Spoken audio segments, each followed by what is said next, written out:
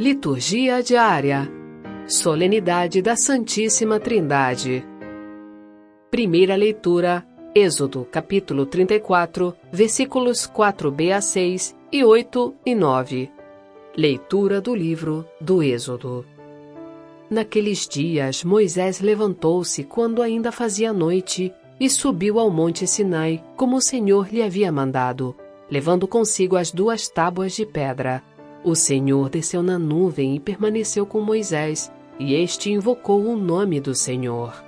Enquanto o Senhor passava diante dele, Moisés gritou: Senhor, Senhor, Deus misericordioso e clemente, paciente, rico em bondade e fiel.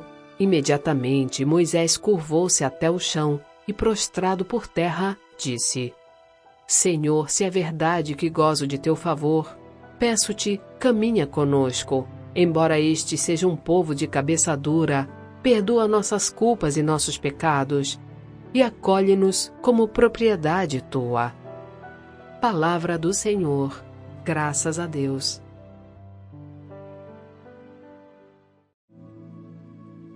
Salmo responsorial, Daniel 3, versículos 52 a 56. A vós louvor, honra e glória eternamente. Sede bendito, Senhor Deus de nossos pais. Sede bendito, nome santo e glorioso. No templo santo onde refulge a vossa glória, e em vosso trono de poder vitorioso. Sede bendito que sondais as profundezas, e superior aos querubins vos assentais.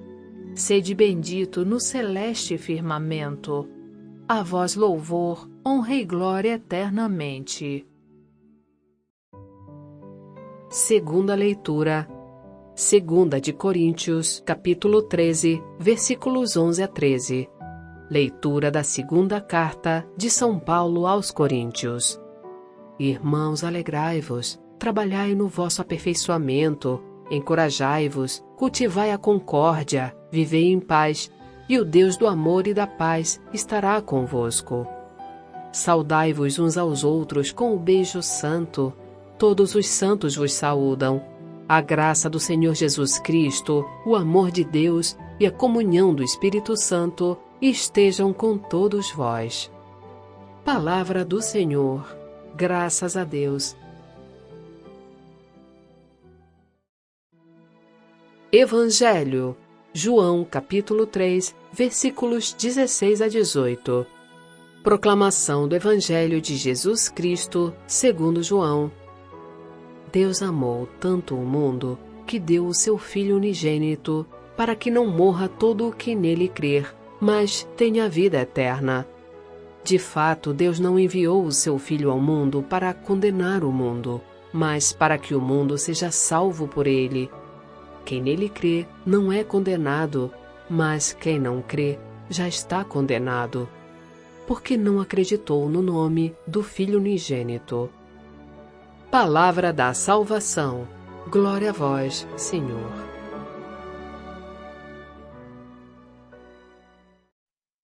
E chegou aqui para mais uma edição do Conversando sobre a Palavra, Antônio Santoro. Tudo bem com você? Tudo bem, Sônia, graças a Deus. E com vocês, pessoal, tá tudo bem também? Sejam muito bem-vindos a mais um programa Conversando sobre a Palavra, onde a gente tenta levar para vocês uma explicação das leituras da nossa missa, numa linguagem fácil, numa linguagem acessível, numa linguagem que todos possam compreender. Esse é o objetivo desse nosso programa Conversando sobre a Palavra. E antes de começar o nosso programa, eu peço a vocês que nos ajudem a evangelizar. E para isso, gente, é muito fácil. Basta vocês deixarem um joinha nos nossos vídeos, basta vocês deixarem um comentário nos nossos vídeos, ou então vocês compartilharem esses vídeos com outras pessoas. Todas essas são maneiras do YouTube entender que o nosso vídeo é relevante, é importante, e dessa maneira ele mostra o nosso trabalho para mais e mais pessoas. Joinha, comentário, compartilhamento e também, quem não é inscrito, se inscreva no nosso canal. Pessoal, hoje a nossa igreja celebra a solenidade da Santíssima Trindade. Na semana passada, com a celebração de Pentecostes, a gente concluiu o ciclo de celebrações em torno do mistério pascal, ou seja, a gente concluiu o tempo da Páscoa. E hoje, com a solenidade da Santíssima Trindade, a gente inicia a segunda parte do período que a nossa igreja chama de tempo comum.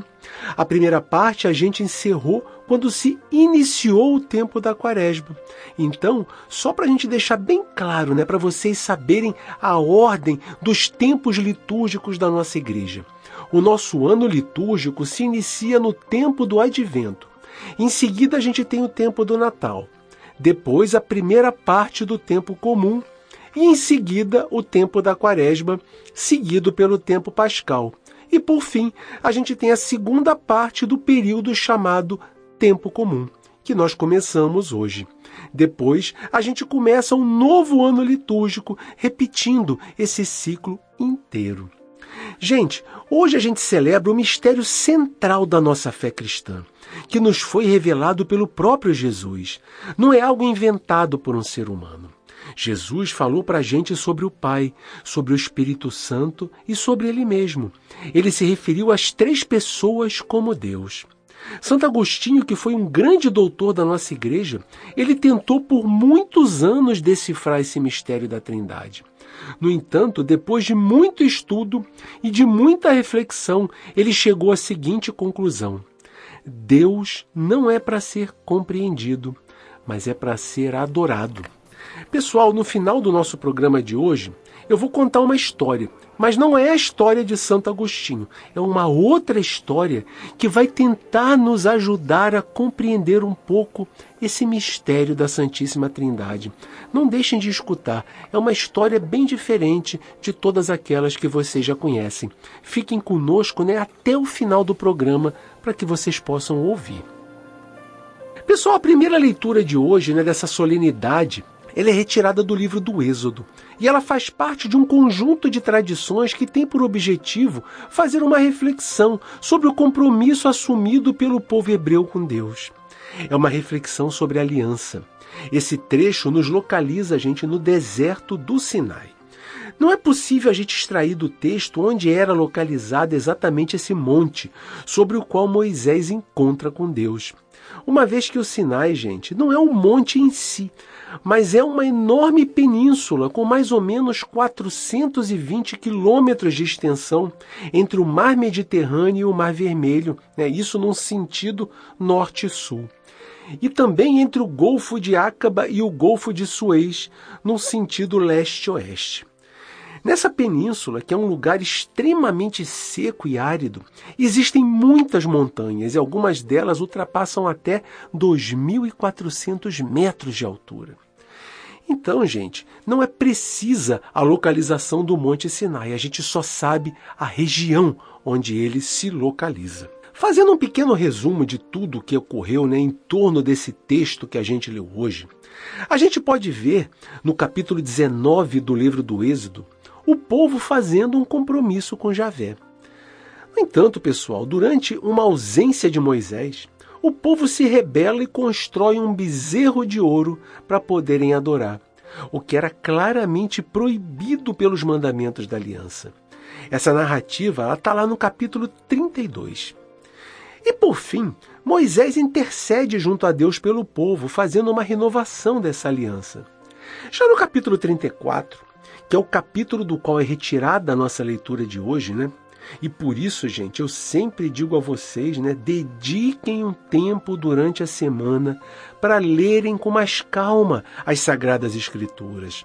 Os trechos que a gente vê nas missas, muitas vezes são pequenos recortes, e eles não nos permitem ter uma compreensão mais abrangente dos acontecimentos.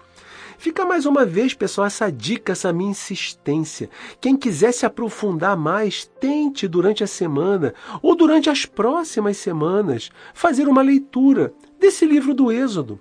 Eu tenho certeza de que vocês vão gostar bastante. Não é uma leitura difícil. E vocês vão aumentar muito o conhecimento sobre essa caminhada do povo hebreu na época de Moisés. Vale a tentativa, gente. Façam esse desafio para vocês mesmos. Deem uma lida no livro do Êxodo.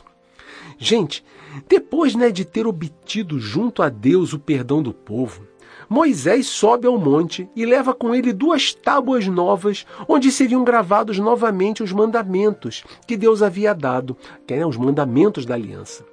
Um pouco antes, quando Moisés desceu do monte com as tábuas originais e encontrou o povo cantando com o bezerro de ouro, que eles tinham construído, Moisés ficou tão irado que ele acabou quebrando as tábuas no sopé da montanha. É exatamente neste momento, quando Moisés sobe novamente ao monte, que o autor do nosso texto coloca a manifestação de Deus, que se aproxima de Moisés numa nuvem.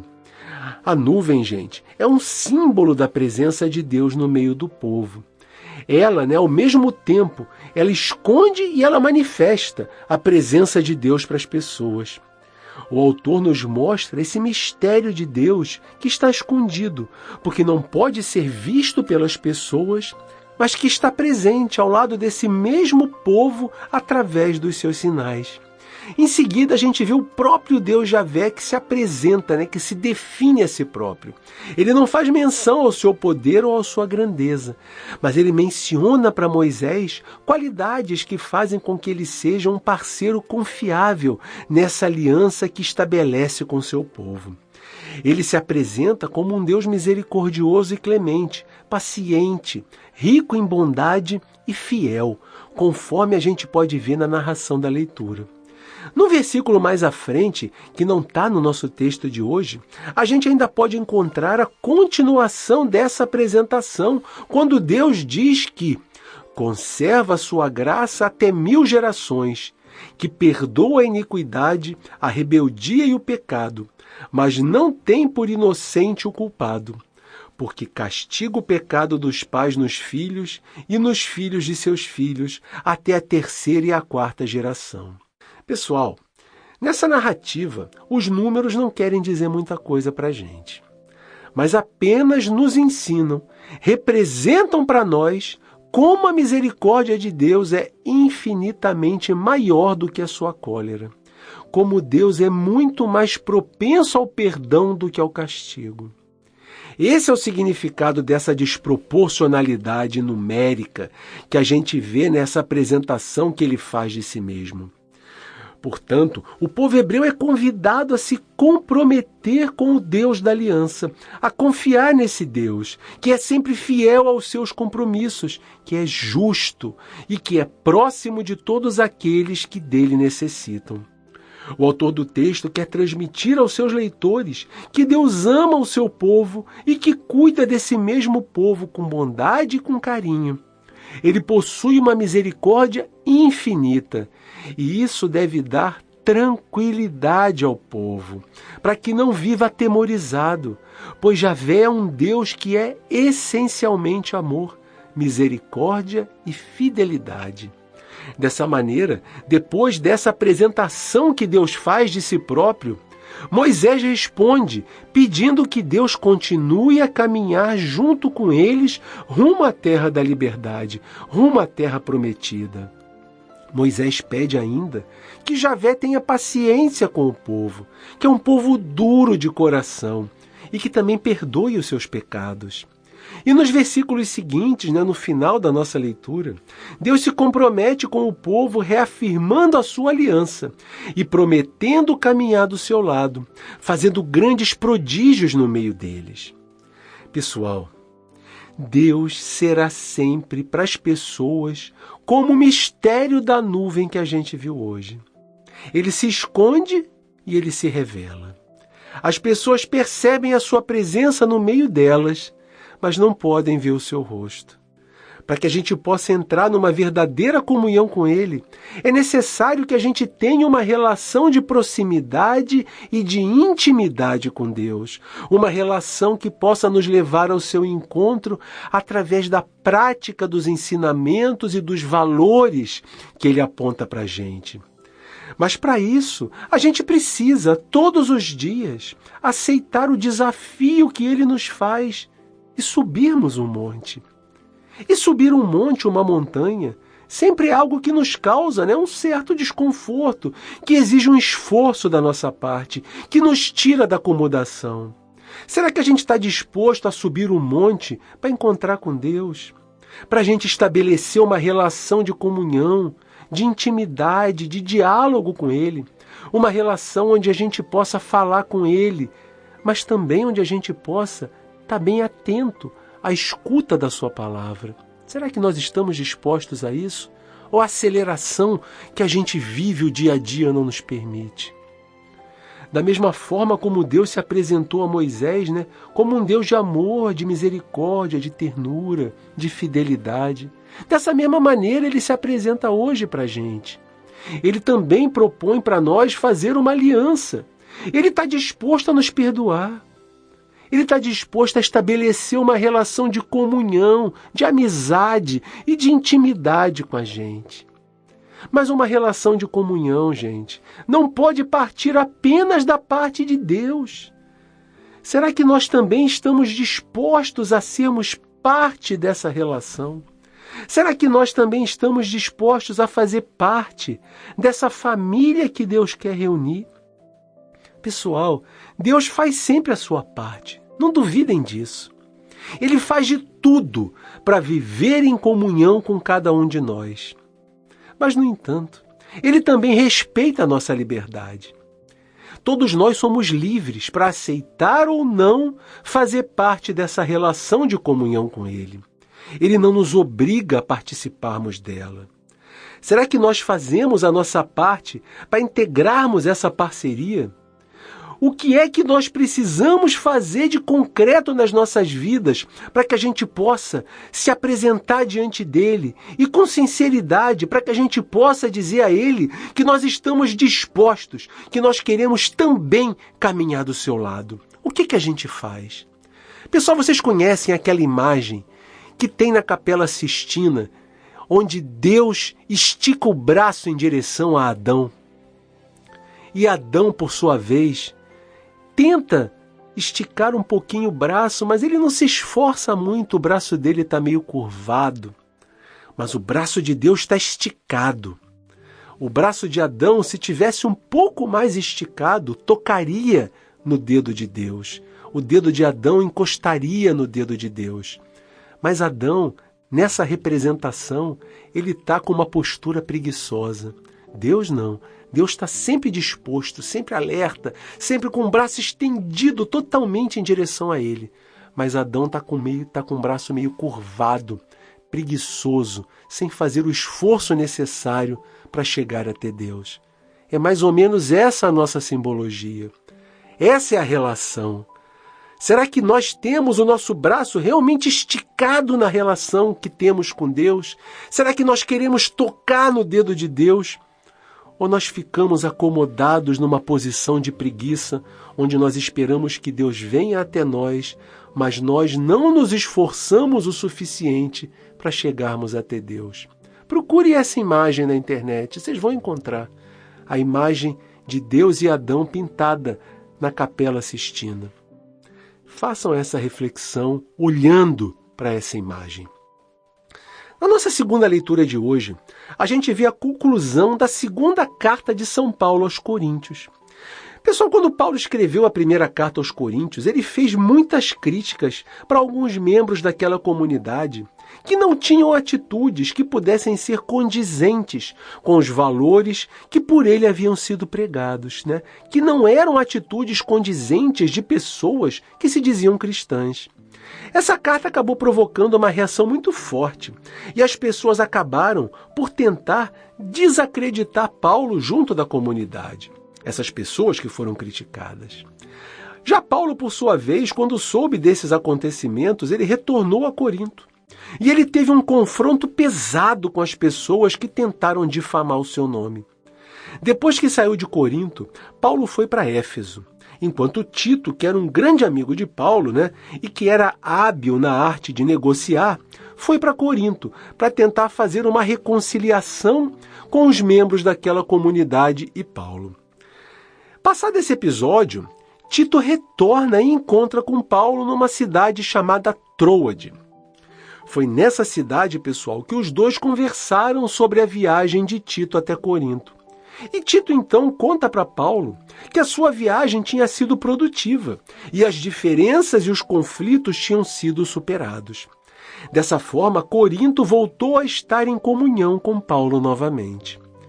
Depois de tantas confusões, de tantas idas e vindas, Paulo, já reconfortado pelo encontro que havia tido com Tito, ele escreve uma nova carta para aquela comunidade de Corinto. No entanto, pessoal, se a gente fizer uma comparação entre a despedida que Paulo faz na primeira carta com a despedida que a gente vê na segunda carta aos Coríntios, a gente vê que nessa última carta a despedida é feita de forma muito breve e até um pouco fria, um pouco impessoal. Não parece realmente uma despedida que seria feita em uma carta de reconciliação, mas uma despedida entre dois polos que ainda conservam uma certa tensão no seu relacionamento.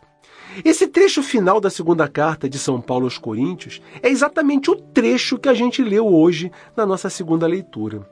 Nele, Paulo deixa para a comunidade conselhos que devem ser entendidos no contexto das tensões pelas quais a comunidade acabava de passar. Ele pede que os seus membros sejam alegres, que eles procurem chegar insistentemente à perfeição, que eles sejam fraternos nas suas relações com os outros membros da comunidade, que eles compartilhem dos mesmos sentimentos e que eles vivam em paz. A gente vê também no final dessa saudação de despedida, no último versículo, Paulo dizendo o seguinte: a graça do Senhor Jesus Cristo, o amor de Deus e a comunhão do Espírito Santo estejam com todos vós. Pessoal, essa deveria ser muito provavelmente uma fórmula cristã da igreja primitiva, que já representava uma invocação trinitária de Deus, Pai, Filho e Espírito Santo, e que os cristãos deveriam usar nas suas celebrações.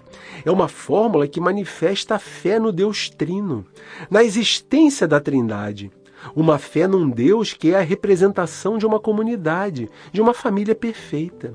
Ao utilizarem essa fórmula, os membros da comunidade também se reconhecem como membros da família de Deus e de uma mesma família de irmãos.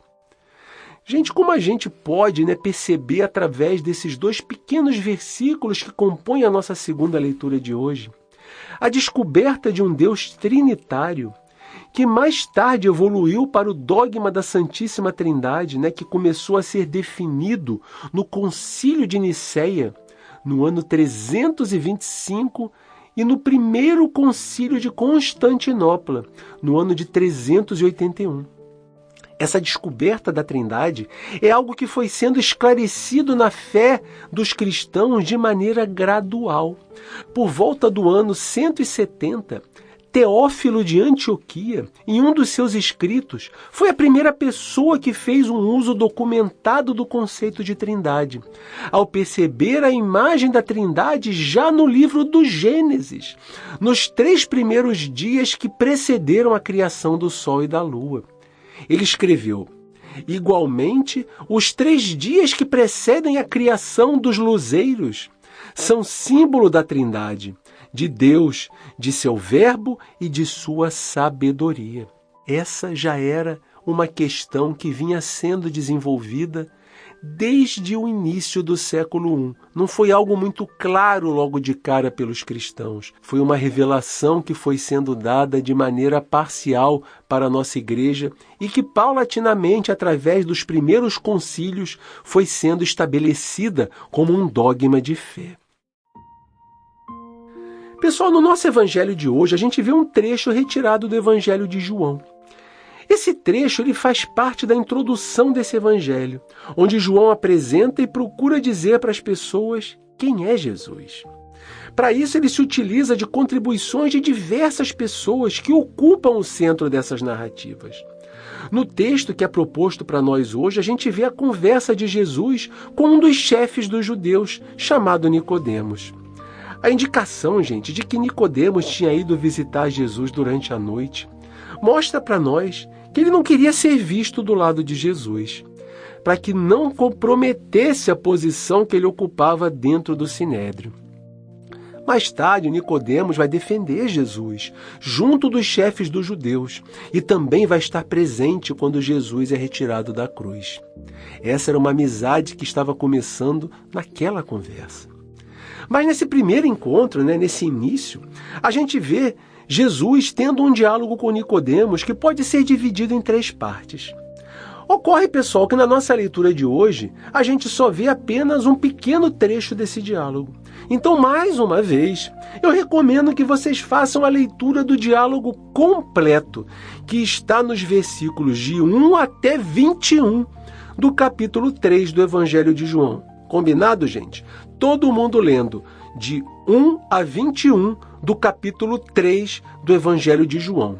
Dessa maneira, vocês vão poder entender todo o contexto da conversa e compreender melhor esse pequeno trecho que a gente lê hoje e que faz parte desse diálogo. Da primeira parte do diálogo, que vai do versículo 1 até o 3, Nicodemos reconhece a autoridade em Jesus por causa das obras que ele realizava. Ele diz que os sinais que Jesus realiza só poderiam ser feitos se Deus estivesse junto com ele. Na segunda parte, que vai do versículo 4 até o 8, Jesus diz a Nicodemos que para entender a proposta que ele vem trazer ao mundo, era necessário nascer de Deus. E explica a ele que esse novo nascimento precisa ocorrer da água e do Espírito. E na terceira parte, que é de onde o nosso trecho de hoje é retirado, Jesus descreve o projeto de salvação de Deus para Nicodemos. Jesus tinha explicado para ele que o Messias devia ser levantado, em uma referência futura ao seu destino na cruz. Ele explica que o Messias devia ser levantado da mesma forma que Moisés tinha levantado a serpente no deserto. E para quem não lembra, durante a caminhada do povo hebreu pelo deserto, numa das várias vezes em que esse povo se revoltou contra Deus, ocorreu o episódio em que muitas pessoas foram mordidas por serpentes. Deus então ordenou a Moisés que fizesse uma serpente de bronze e a deixasse levantada, exposta para as pessoas. E todos os que olhavam para a serpente ficavam curados. Para quem quiser conhecer esse trecho, eu recomendo a leitura do livro dos Números, capítulo 21, versículos 8 e 9. Tá lá, gente. E Jesus quer dizer para Nicodemos também que Deus amou tanto o mundo ao ponto de enviar seu Filho, que se insere na nossa história humana, que assume as nossas fragilidades, que partilha a nossa humanidade e que dedica toda a sua vida para lutar contra as forças do mal que escravizam as pessoas. Como consequência disso tudo, ele seria levantado em uma cruz. Dessa maneira, a cruz, gente, é a expressão suprema do amor de Deus pelas pessoas. E qual seria o objetivo de Deus ao enviar seu Filho único para o nosso mundo? A intenção de Deus é justamente libertar as pessoas do egoísmo, da escravidão e da morte, para poder oferecer a todos a vida eterna. É para Jesus, que foi levantado na cruz, que as pessoas deverão olhar e aprender que a vida definitiva consiste na obediência aos seus planos, aos planos do Pai, e em doar a sua vida pelos outros, sempre com amor. Gente, Jesus não veio a esse mundo com uma missão de julgar o mundo, com uma missão judicial. Jesus não veio ao mundo para excluir ninguém da salvação de Deus, mas para chamar cada pessoa. Jesus veio ao mundo para oferecer a salvação para todos, ensinando as pessoas a amarem seus semelhantes da mesma forma com que Deus ama a cada um de nós. Deus não enviou seu Filho ao mundo para ir de encontro às pessoas que se consideravam perfeitas, justas, santas, mas para aquelas que necessitavam de salvação, que se reconheciam imperfeitas, pecadoras, para poder apresentar a elas uma proposta de vida nova. E foi justamente esse amor que Jesus demonstrou com cada um, esse amor que vai ao encontro de cada um, que foi capaz, e ainda é capaz, de transformar o coração e a vida de todos os que, humildemente se reconhecem como pecadores e como necessitados do amor de Deus e do seu acolhimento. E por último, pessoal, Jesus dá para Nicodemos as duas alternativas que a pessoa pode tomar quando está diante da oferta de salvação que é feita por Deus através de Jesus. Quem aceita essa proposta recebe o Espírito Santo. Passa a viver uma vida de amor e de doação ao seu próximo. E, consequentemente, passa a caminhar rumo à salvação, rumo à vida definitiva. Quem rejeita essa proposta caminha no sentido contrário. Dessa maneira, a salvação e a condenação de cada um não é fruto dos méritos pessoais que cada pessoa pode ter diante de Deus, como acreditavam os fariseus. Mas é um dom gratuito que Deus oferece para todos. Esse dom pode ser aceito ou pode ser rejeitado pelas pessoas. O que Jesus quer ensinar para Nicodemos e também para nós é que Deus enviou o seu Filho ao mundo com uma proposta de salvação individual. Essa oferta não tem prazo de validade e ela continua válida até hoje, também para cada um de nós nos tempos atuais. Como é que a gente se posiciona diante dessa oferta? Como eu tinha prometido, agora eu vou contar para vocês uma pequena história. Não é uma história como a história de Santo Agostinho que vocês conhecem, mas é uma alegoria para que a gente possa entender um pouco da Santíssima Trindade. Eu queria convidar vocês, agora, a olharem para uma coisa que todo mundo tem em casa. Um copo d'água, um cubo de gelo ou o vapor que sai de uma panela que está no fogo. Pessoal, imagine que você pega um pedaço de gelo. O gelo é duro, é firme, é forte. Se você colocar na mão, você consegue sentir o peso do gelo. Esse gelo lembra para a gente o Pai. Ele é o nosso chão, ele é a nossa rocha firme, ele é o Criador de tudo. Ele é aquele que segura o mundo nas mãos e dá para nós segurança. Quando tudo parece desabar, o Pai é aquela estrutura firme, inabalável. Agora, o que acontece se a gente deixar esse gelo no sol? Ele derrete e vira água, né? Água líquida, prontinha para a gente beber. A água líquida, ela corre pelos rios, ela mata a nossa sede, ela lava a nossa sujeira e ela se molda perfeitamente ao formato do nosso copo. Essa água pode ser Jesus, o Filho. Deus Pai, gente, não quis ficar longe de nós, né? Feito um gelo distante. Ele derreteu, ele se derreteu de amor por cada um de nós e se transformou num ser humano. Jesus andou na terra, chorou, sorriu, sentiu as nossas dores. Ele é a água viva que se molda a nossa vida para que a gente possa ser lavado do pecado, para que a gente possa matar a sede da nossa alma. Quem vê a água líquida sabe que ela veio do gelo. Quem conheceu Jesus sabe que ele veio do Pai. Já o vapor, né? Se a gente pegar essa água e colocar no fogo para ferver, ela some da nossa vista. Ela vira o vapor e ela sobe para o céu. Você não consegue segurar o vapor com as mãos. E às vezes nem consegue enxergar o vapor direito. Mas se você colocar a mão perto dele, você sente o calor dele. Esse vapor se espalha por todo lugar do cômodo da nossa casa onde a água está fervendo. Esse vapor pode ser o Espírito Santo. Depois que Jesus subiu ao céu, ele não nos deixou órfãos. Ele se tornou, como esse vapor, invisível aos nossos olhos, mas presente em todo lugar. O Espírito Santo é o sopro de Deus que entra no nosso coração, que nos aquece por dentro, que nos dá força para rezar e que está pertinho de nós no dia a dia, mesmo que a gente não possa tocá-lo. Pessoal, se eu perguntar para vocês o que é o gelo, o que é a água do copo e o que é o vapor da panela, o que vocês vão responder? Certamente vocês vão dizer que tudo é água. Então, é exatamente isso.